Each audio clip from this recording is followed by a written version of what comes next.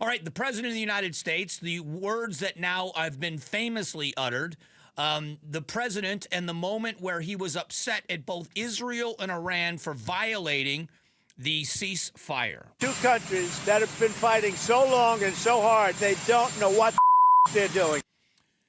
I think every parent has felt this frustration if you have multiple children or if you have siblings. I remember my brother, Tom, we are the closest in age, and we fought every day when we were kids.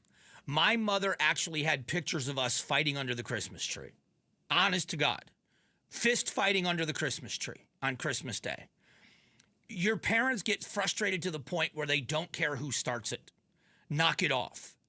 This fight didn't start this morning, and your brother didn't pick on you. That's not why you hit him with the telephone, which actually happened in our house. There was a time, Roller, do you have siblings?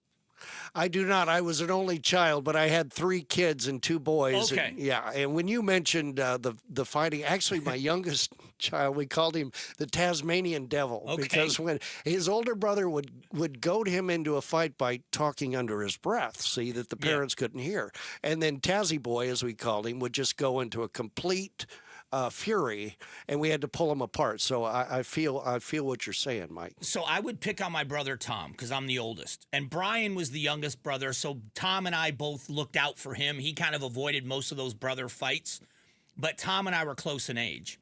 So one time, my mother was at work, and we had the classic phone hanging on the wall with the cord that stretched across the street.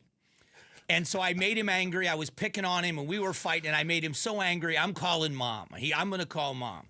So he dialed the phone number for my mother. He'd get to the last digit, and I'd hang up the phone. He did this 3 times, and he chased me across the house and hit me in the middle of my back with the phone. And now, in hindsight, that's hilarious. But you know the frustration. My mother's at work, and here we are fighting. She doesn't care who starts the fight. She wants you to knock it off. Now, to my mother's credit, she never dropped the F-bomb at us.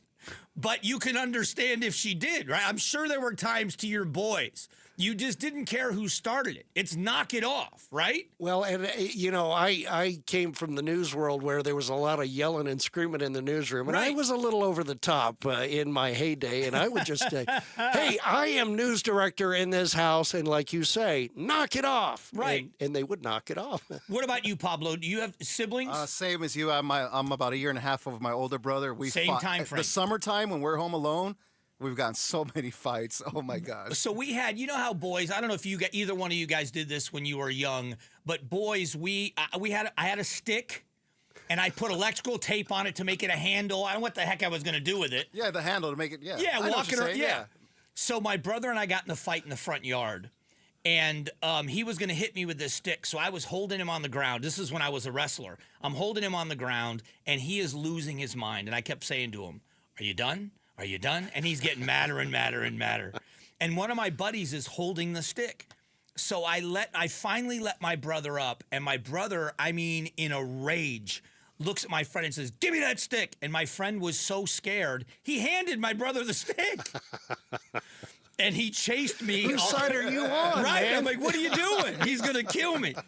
But in the end, we all loved each other. But in the end, the frustration, I don't know if you guys agree with me, but the president's frustration in dropping the F-bomb there, I'm not making excuses for the F-bomb. I'm saying we can all see that you're like, listen, both sides have been fighting for so hard and so long. That's what he said, that they don't know what the blank they're doing, that they're just blinded by this anger, and you got to stop.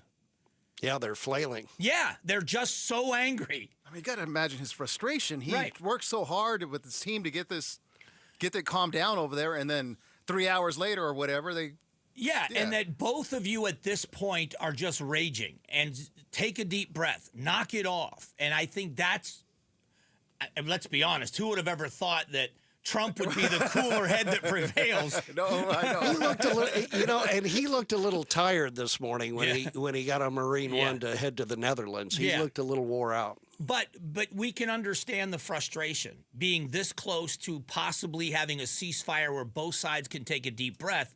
and him saying about Israel, they're angry over a missile that didn't hit anything, and then they're going to go and do it again this morning. I'm going to try to stop it. Both sides have done this. Knock it off. I mean, did you see it the same way? I do. Oh, absolutely. I do. Yeah, I see. Just like you said, like a parent, when they go in the room and yell at the kids, and then the kids are calm, the parent leaves the room to go in the kitchen, and 5 minutes later, what do you hear? Boom, boom, hey, Johnny! I'm in no mood. I'm in no mood. And the mom's just like, oh, I was just in there 5 minutes ago. I remember going to the store with my mother, Kmart, when I was a kid. And my brother Tom and I were the kids that were literally inside the clothes racks. You know what I mean? I know exactly what you mean. You brought back such a good memory. Right. In the clothes rack. And we actually would be shocked when my mother would drag us out by the hair and beat us all the way to the car. I don't mean beat us, but you know what I mean? We'd get spanked in the store. This was back when you could do that. And we actually had the audacity to look shocked that this was happening. You know what I mean? We did. Now that I think about it, you're like... Yeah, what are you doing? Yeah, what did I do? Yeah, you look at all the parents like, help me. They're like, no, that good mom. Yeah, the parents start using the syllables. I told you not to touch. I think that's what Trump needs. He's a big chancla. Just to throw at Israel and at Iran. Just hit him with the chancla. That's right. And we're not making light of the situation. What we're pointing out is we all have felt this level of frustration. This happens to be on a world-threatening level. That's the scary part of this, that we are right on the precipice where we could see peace in this region like we've never seen in our lifetime if we can get both sides to take a deep breath, or this deteriorates into a war that goes on for years. And that's really what's at stake here. It is something that is incredible to see happening. Thanks for watching the Mike Broomhead Show. Tap to watch and listen to the new season of Amazing Arizonans, a KTAR News podcast. You can also click the button in the middle to subscribe.